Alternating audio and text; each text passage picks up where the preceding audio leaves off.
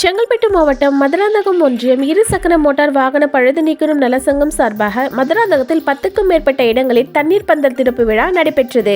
கூடுதல் தகவலோடு இணைகிற நமது செய்தியாளர் திரு கபீர். வணக்கம் கபீர், இதன் முழு விவரம் சொல்லுங்க. வணக்கம். செங்கல்பட்டு மாவட்டம் மதுராந்தகம் ஒன்றியம் 2 சக்கர மோட்டார் வாகன பழுது நீக்குவோர் நலசங்கம் செங்கல்பட்டு மாவட்டம் பல்வேறு மக்கள் பணியில் ஈடுபட்டு வருகிறது.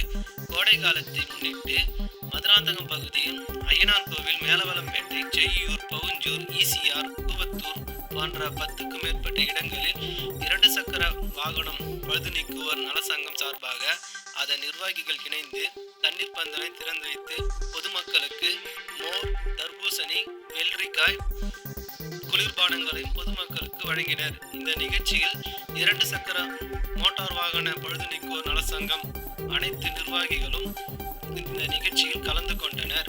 நன்றி, வணக்கம். தங்கள் தகவலுக்கு நன்றி கபீர்.